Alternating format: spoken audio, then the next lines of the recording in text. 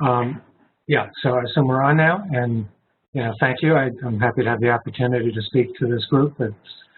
It's an interesting organization that seems to be very much tuned into the kinds of things that I'm working on. So I think this should be a good session for me and hopefully helpful to all of you.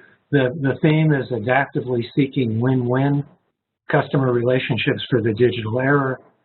That sometimes comes through as error, which sometimes is a Freudian slip, maybe. And I'm focused on FairPay, which is an approach I've been working on to give an idea, just a little bit of background. Many of you, I think, know this quote by Drucker about acting with yesterday's logic in times of turbulence. And I think FairPay is really a logic for tomorrow. I sort of like the way it fits that quote. It's not a product, it really is a logic and architecture, a process that evolves. Some background on me: I've been pioneering digital services for people since the late 60s, have been in diverse businesses and roles, both B2B and B2C. I have about 50 patents that have been licensed to many companies. So I've been steeped in disruption and particularly the business model crisis that has been affecting the content industries over the past 10 years or so. And in watching that develop, a few years ago, I sort of happened on what I saw as a new way forward, which at first seems like a very simple concept, but as I thought about it more, I realized it has pretty deep implications and seems to be a whole new logic that centers on value propositions, and it changes the entire focus of customer relationships from price to value. So as I've been developing this, basically this has become my mission to basically try to change the world, save some of these industries like newspapers, which have been really hurting, music, which is going through crises, and video and ebooks and others are sort of beginning to face those same challenges. And it creates new value, I think. So I've been working on a pro bono basis with businesses and academic partners to try and get research and trials and applications underway.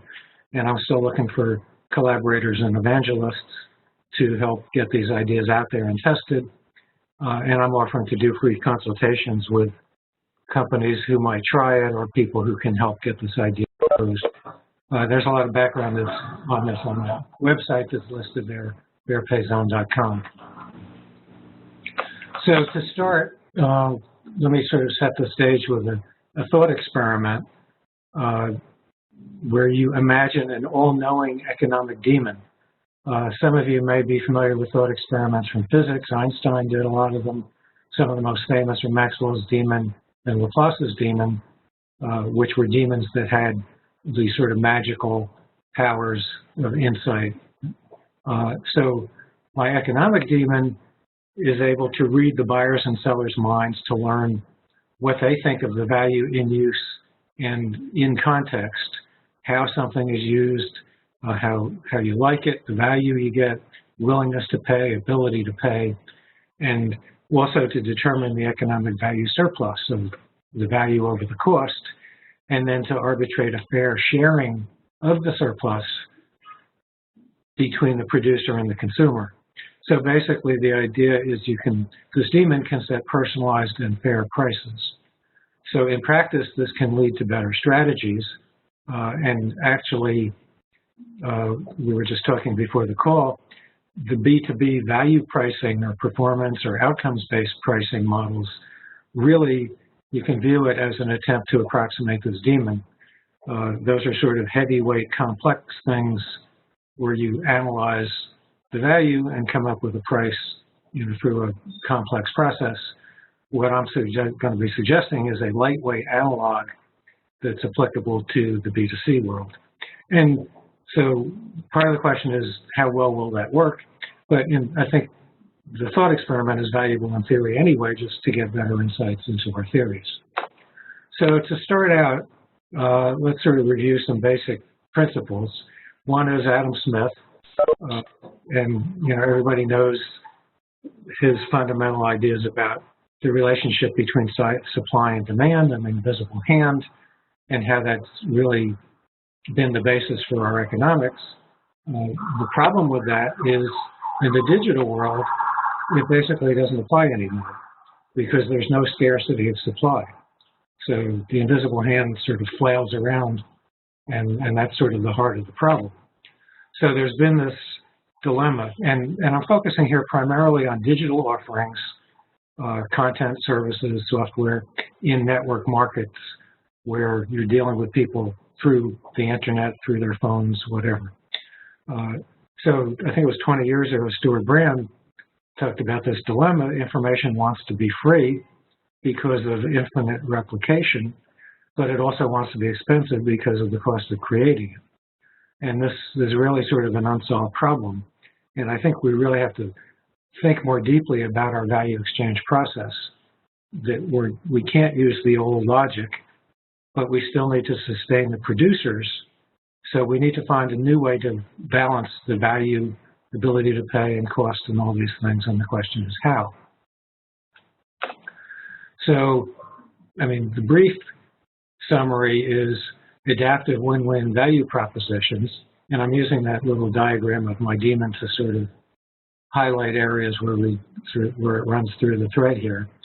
So what I'm suggesting is building relationships around value exchange. Use computer-mediated relationships to power that. Cooperatively focus on perceived value and learn the right price for each customer at each time, each transaction, each cycle of the subscription.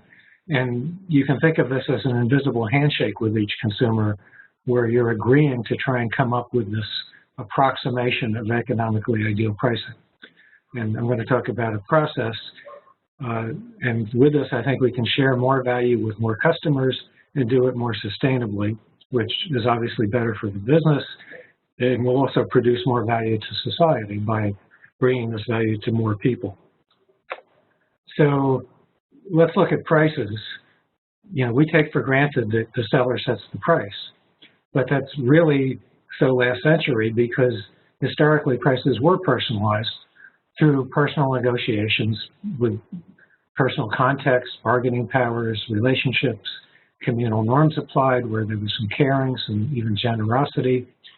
All of that started to change in the mid-1800s with the invention of the price tag department store, where these institutions wanted to sell to mass markets of consumers. They had to be scalable and simple and operationally efficient.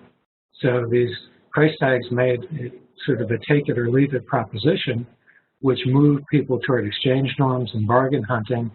And we've sort of been in a race to the bottom ever since, even though it's had huge productivity value.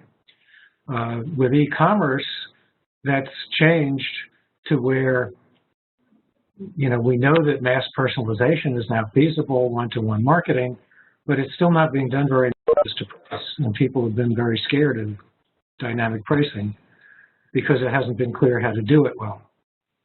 So that's what I'm trying to focus on. Now, another issue to understand with digital is that it really draws a focus onto this difference in price sensitivity. Customers are not the same, their experience is not the same.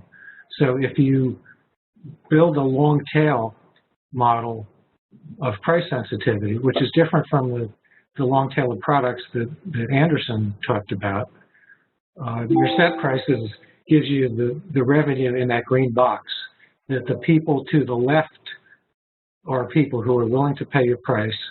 Many of them would pay more, but they don't. So you're leaving that money on the table. And then there's large numbers of people who won't pay your set price, but who might want the product at a lower price, which would be profitable because it costs almost nothing to serve them. So you're foregoing all of that amber revenue. So there's an opportunity here, and it's very dynamic and context dependent. So simple segmenting and tiering of your pricing doesn't really solve it. So we'll get to that in a minute. Another thing that's important is the idea of post-pay, and there was an amusing cartoon called Pay As You Exit, and there's a blog post about that. There's some links in here that you can follow. But the idea is to price the experience after it's known. Instead of asking before people try the product to set a price, do it afterwards. And that's strange because even most pay-what-you-want offers, which have gotten to be somewhat popular now, ask for a price up front. And you don't know the value, you have to put in a risk discount.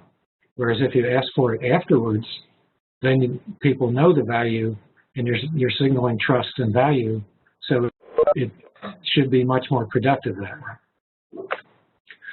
The last sort of key thing about digital is the whole idea of a product breaks down. We've got the near zero replication cost, they're not discrete or scarce, and it's really access and entitlements and usage that you're selling. So it's an experience good or, really a service. So it's definitely a service dominant logic issue here. And this is all very measurable. Sorry. It's all very measurable, so there's a lot of data you can get now on the value for each consumer. So people have recognized free as a selling tool. There's the book by Anderson called Free that popularized freemium. Trials have been around. Pay what you want has actually been fairly successful in limited use, where surprisingly people do pay even when they don't have to. So the idea is, how do we better embrace this dynamic variability, and how do we better control the risk of the seller? So that led me to this idea of a variation on pay what you want, where you've got a balance of powers and it's not just the buyer who has total power. So the way it works is the seller selectively makes an offer to buyers and explains how the offer works. And how it works is that they decide to accept the offer, they use it for a period of time, and then they're asked to set a fair price after they know the value. So they're pricing it backward. The seller tracks the price, and he figures out if he thinks it's fair. And you ask for reasons for the pricing as to why you priced high or low, above a suggested price or below, whether you had problems, you liked the product, you didn't like it, in terms of quality, in terms of production values, various issues. So then based on that, the seller can decide, okay, this person is being reasonable, I'm going to make more offers. And can use the structure to try and nudge people to pay generously and discourage them from being too tight about pricing, because you won't continue it if you're not satisfied. So there's this balance between extending it forward and pricing it backward that over time converges on an agreed level of fairness. So looking in more detail at how this works in a real environment, say it's a newspaper subscription, a music subscription, songs on iTunes, you have a conventional set price model as your baseline, and you selectively offer some of your customers this FairPay option, and you structure your offering to have a basic product and some premium offers, so that you start out with basic products, you let them go through the cycle of trying it, setting prices, you decide how those prices are, and you go through a few cycles. You don't throw people out immediately as unfair, but you give them feedback based on what they say and what you think as to whether you think their pricing is on target. I'm sorry, I'm getting auto advances here. And so based on that feedback, you can offer them these premium offers. They know they can be downgraded, and so you're constantly nudging them upward toward the premiums and trying to frame these offers in the way that they recognize the value with suggested prices and recaps of what they did. So that gives you an adaptive value discovery engine that seeks to know what the daemon knows to figure out what the real value to the user is in context, and do it in a very individualized way that this can be adapted to each consumer in different ways in different segments of one, so that it's this process. So to look a little bit deeper at the process, it's building in this seller control and predictability, and through these managed dialogues, and there's a term choice architectures based on behavioral economics and behavioral psych, that you can really nudge people very effectively by being careful about how you architect their choices and how you frame the questions you ask them. So the seller reports the usage, reports the suggested price, and frames the rationale for the pricing and tries to nudge the buyer toward a generous price. The buyer then sets the price, gives their reasons. The seller evaluates the fairness, sort of makes clear these reciprocal value propositions, and decides whether to frame new offers, manages FairPay credit as to how much credit to have going until you get prices you're satisfied with, and the incentives. So you're constantly nudging these buyers towards suggested prices as a fair exchange, testing and reviewing your value propositions, and framing the incentives. So it's a constant multivariate testing through all of these transactions. So this, I like to think of it as a new twist on the invisible hand, that instead of a transaction at a time view that's distinct, balancing supply and demand, which on the left is what the traditional invisible hand does, you're now chaining this through time, through a relationship, and you're decoupling these pushes from the buyer and the seller over time into this chained structure over the relationship. So that's why I call it the invisible handshake, because you're agreeing to balance these powers over time and try to converge on a reasonable exchange of value and a sharing of the surplus. So again, we're aligning the price with value, and it's a very intuitive blending. It has to do with this co-creation of value. It emerges over the relationship. And it not only goes, it's not only the value from the provider to the consumer of the value in use, but the soft values, service, support, the participation, responsiveness, social values, triple bottom lines, all of that can get factored into this value dialogue that sets the pricing. So you don't need a triple bottom line that's separate. It factors into your real bottom line. It also factors in value from consumer to provider, not just money, but other currencies. There's a reverse meter that's been talked about in the newspaper world, where other currencies are attention to advertising, personal data that can be exploited, user-generated content, promotion, viral leads to others, and things of that sort. It can also extend through the value chain and the ecosystem, so that, like with music, the musicians, it can be known that they're getting X percentage of the revenue, and so people are motivated to reward the musicians that make the music, the journalists that make the news, and things of that sort. So this has potential to go through a value chain, at least to some degree. So some of the evidence that this can work, even though it hasn't been tested in its full form yet, there's been a whole lot of behavioral economics work related to pay what you want offers and some related kinds of offers. And it's shown that people do pay when they don't have to. They're not heartless profit maximizers. And it has to do with two things. One is traits, that people have traits and social values that relate to fairness and reciprocity and altruism and being accepted, and they want to be fair. And it's also situational. If you can move them towards social and communal norms, then they're especially inclined to be that way. If you move them toward the more economic quid pro quo kind of norms, then it's a more dollars and cents thing. But even companies can move people toward social and communal norms by building a relationship with value. Companies like Apple, Zappos, Warby Parker, Etsy have built followings based on the idea that they're good corporate citizens and they produce special value. They're not just selling schlock at the lowest possible price. Same thing with some car brands, BMW, things, Tesla, things like that. Using computer-mediated dialogue, which makes it easy to track this stuff in detail, and it also makes it easy once things sort of settle down to put it on autopilot with just exception changes so that it doesn't get too burdensome.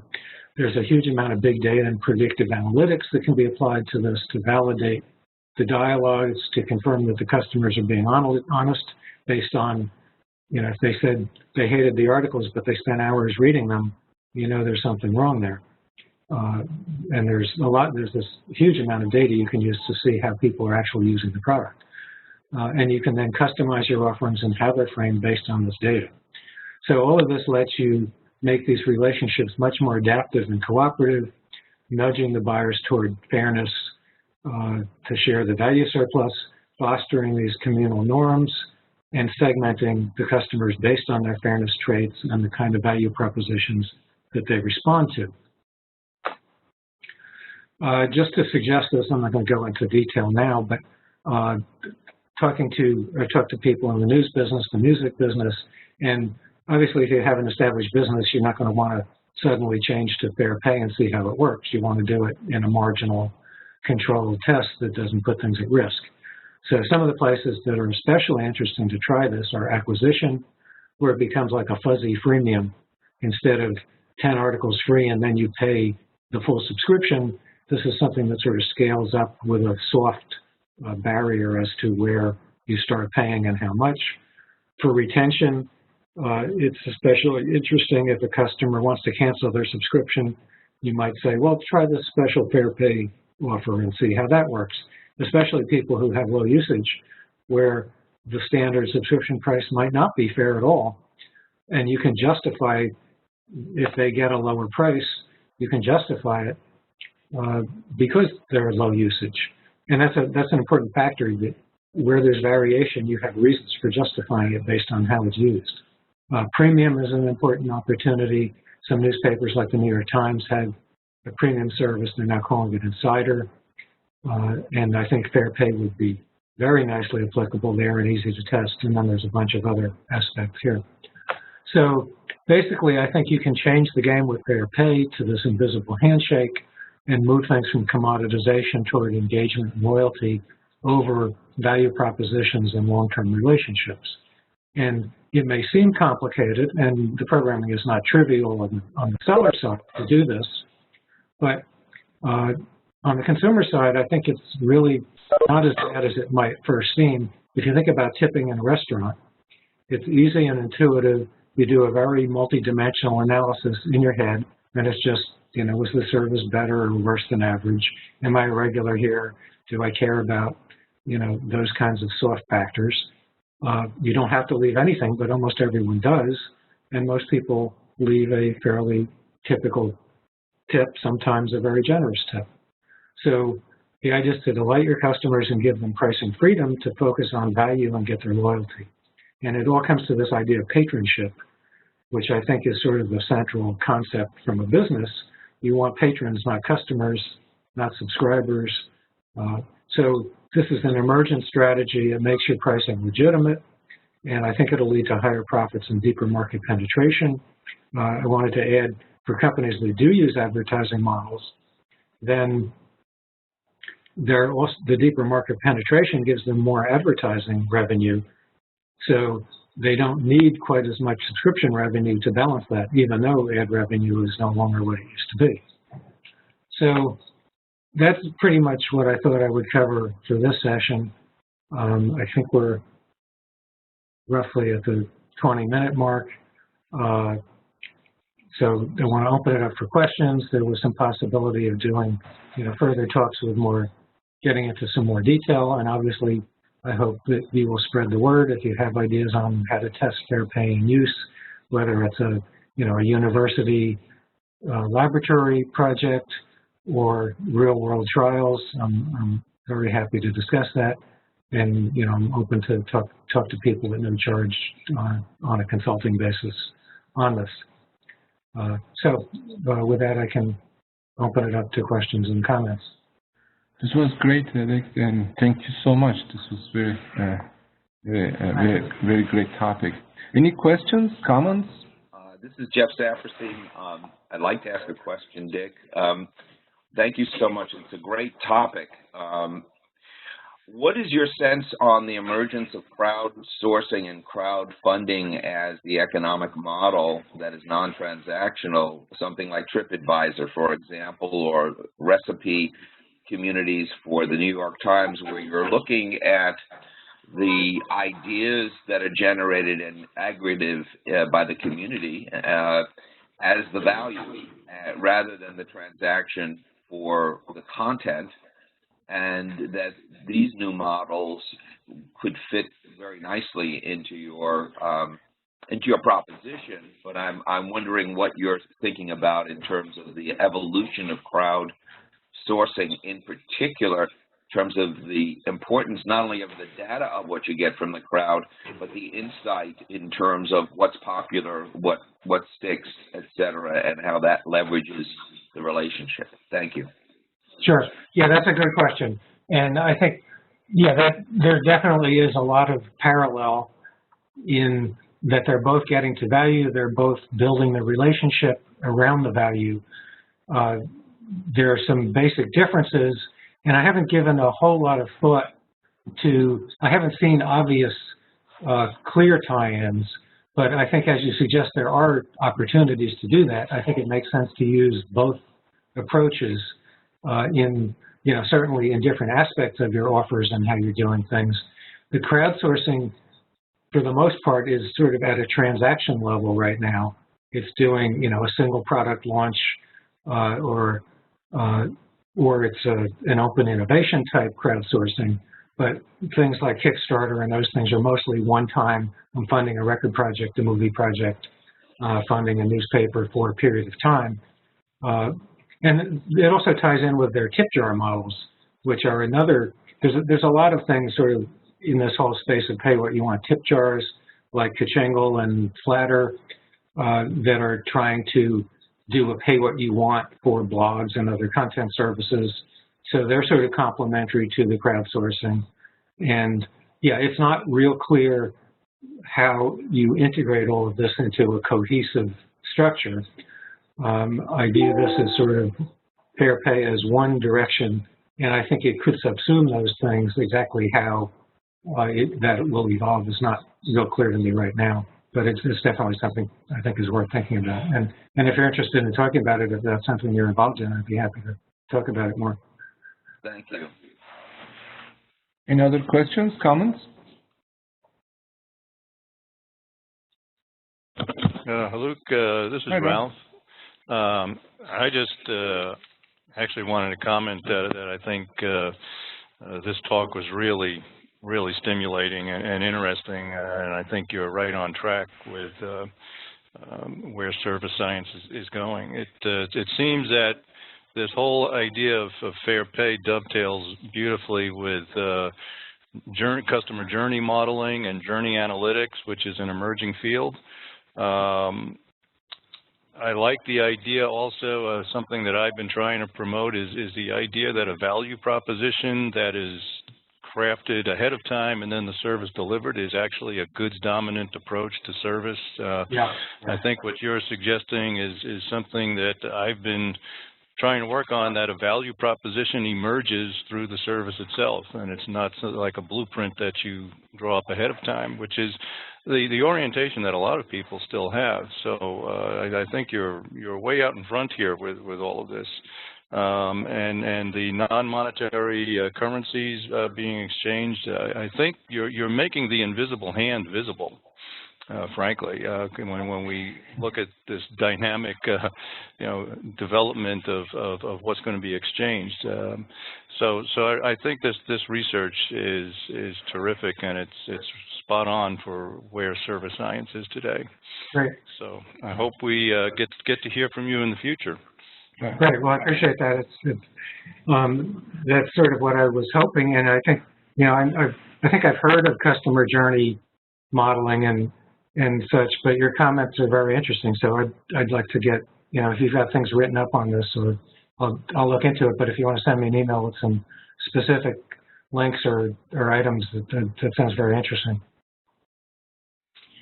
Okay, thank you. Any other questions, comments? We are right at time. And okay, I guess Rick, thank you so much. I mean, this is like Ralph mentioned, this is a very intricate presentation, and it's a whole different way of moving away from transaction cost-based economics, right, to the relationism, and more trust, and it's still some risk taking, but who takes how much risk, I guess, in this invisible hand approach. And Yeah. Thank you very much. but this was very great. Thank you so much, and thank you everybody. It's around a couple minutes past 8 o'clock, and thank you for your participation. Thank you again, Rick. Rick, have a wonderful day. Great. Thank you. And thank you, everybody.